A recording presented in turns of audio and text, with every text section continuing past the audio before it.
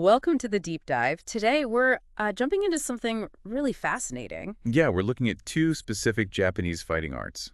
Right, Manrikigusari, that's the spike and chain, and Shuekin-jutsu, the art of throwing stars.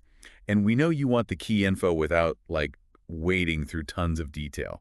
So we boiled it down. Exactly. We're basing this on a pretty specific source, aren't we? We are. It's Charles V. Gruzanski's book from 1968, Spike and Chain, Japanese Fighting Arts. A really focused look at these arts. Which maybe aren't as well known as some others. Possibly, yeah. Less common in pop culture, perhaps, than, say, karate or judo. Okay, so let's paint a picture first. The Manrikigusari. What are we talking about here? Well, it's basically a chain, usually about 1 to 3 feet long. Okay.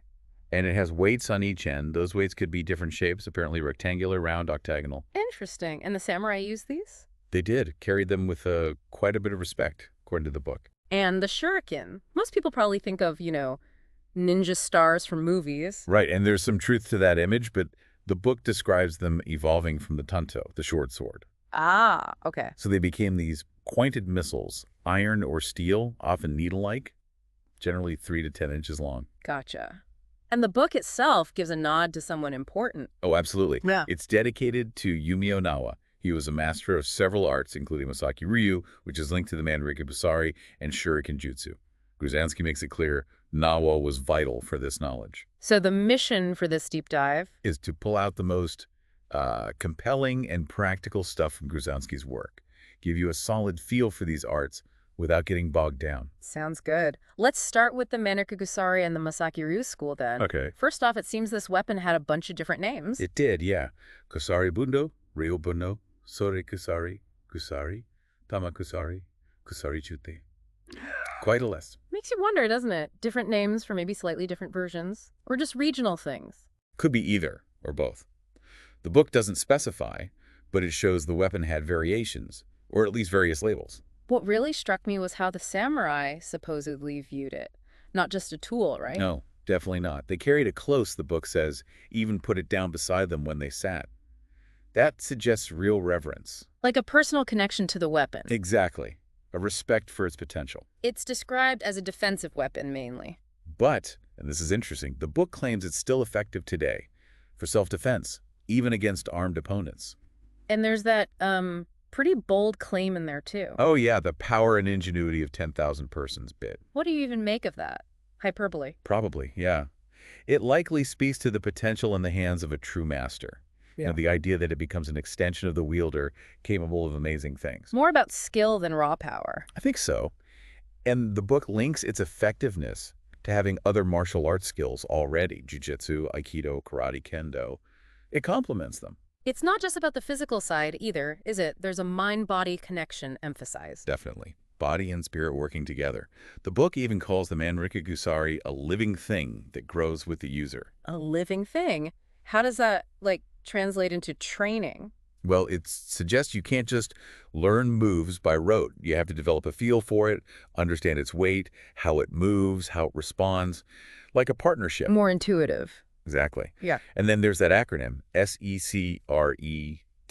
Right. Speed, efficiency, concealment, resourcefulness, energy, timing, and surprise. Kind of sums up the key principles. It does. A good mental checklist for effective use. Beyond those principles, what about its specific advantages? It mentions targeting vital points, Kyusho. Yes, that's a big part of it. Its flexibility is key. It can wrap around limbs, pull, restrain. Dislodge weapons, too, apparently. Right. And you can change how you use it, shorten the chain, double it up for different kinds of strikes. Very versatile. I thought the nonviolent uses were fascinating. Pulling someone from drowning, rescuing people. Yeah, it shows it wasn't just seen as a weapon, but also as a tool. Resourcefulness again. So getting into the techniques, the grip is crucial. Absolutely fundamental, according to Gruzanski. How does it describe holding it? Okay, so one weight is held firmly in the palm, locked in by the middle, ring, and little fingers. Right. The chain is sort of gathered and held by the thumb, and the other weight is controlled by the index finger. Why is that specific grip so important for hitting those vital points, the Kyusho? It gives you maximum control and leverage. You've got a solid anchor with one weight, and you can manipulate the chain and the other weight precisely. The index finger helps guide it. Makes sense. And the movements, lots of circles. Circular, semicircular, yeah. Mostly wrist and arm movements. Yeah. And speed is everything. Because slow moves telegraph the attack. Exactly. Surprise is key. There are even eye techniques mentioned. Drawing and striking in one go, like with a sword. Pretty much. Drawing the Manrikigusari while launching an attack, that takes serious coordination. I bet. And like other arts, stance kame matters. Hugely. The book lists 5 basic ones. Go no kame, sei no kame, tenshi no kame, shumoku no kame, and ibu no kame. Goho no kame is the foundation. Feet shoulder width, weight even. That's the one. The others basically shift your weight, posture, and how you're holding the chain initially. So like ise no kame might be more forward, ready to attack? Could be. Tenshi no kame, heaven and earth, maybe more balanced for up-down moves. Yeah. Shumoku, like a mallet, perhaps setting up certain strikes. Ipu, maybe a quick step stance for evasion or closing distance. Understanding those lets you adapt. Precisely. React and attack from different starting points. Okay, let's talk kyusho. Vital points. The book defines them pretty starkly. Yeah, areas where force or pressure causes pain, unconsciousness, or worse. You'd need some serious anatomical knowledge. Definitely. The whole point of using the Manrikigusari effectively seems tied to hitting these spots. It can generate a lot of focused force. For rapid incapacitation. That's the idea. Attack and counterattack targeting Kisho. The book lists, what, 31 specific points? Yeah, all over the body. Crown of the head, temples, eyes, nose, solar plexus, armpits, knees. And it links specific techniques to these points, like kakoyuchi, kobushi kujiki, urigatame. Can you give an example? Say, urigatame with the chain. Okay, urigatame is usually an arm lock.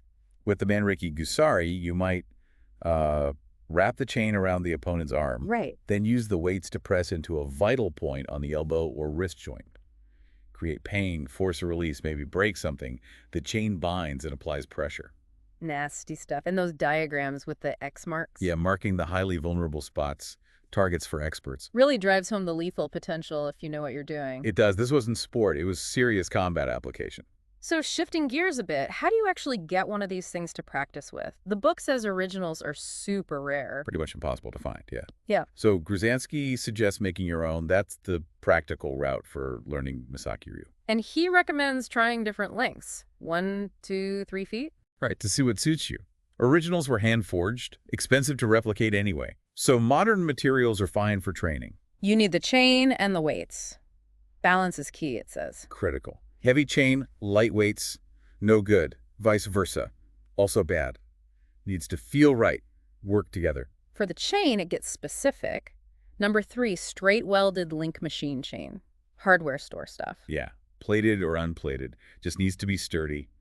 Avoid flimsy chains. And the weights. Traditionally steel, iron, brass. Needs to be solid metal, suitable weight, size, shape, so you can actually handle it comfortably. How would you make them? Well, ideally hand-forged if you want authenticity, or maybe use a pattern maker. Casting is another option mentioned to get the right weight and shape. Actually making your own tool. That seems like part of the learning process itself. I think so. Creates a connection right from the start. Okay, let's pivot to the second art then. Shuriken jutsu. Right, the art of the throwing star, or perhaps more accurately, throwing blades. They started out as needle-like things, evolving from the tanto. That's what the book says. And they weren't cheap, apparently. People didn't carry huge amounts of them. And practitioners were rare too, only about 10 in Japan in '68. Yeah, highlights how specialized it was, or perhaps how it was fading by then. And the shuriken themselves varied a lot. Oh yeah, around 20 different kinds mentioned. Long, thin, short, stubby, round, square, flat.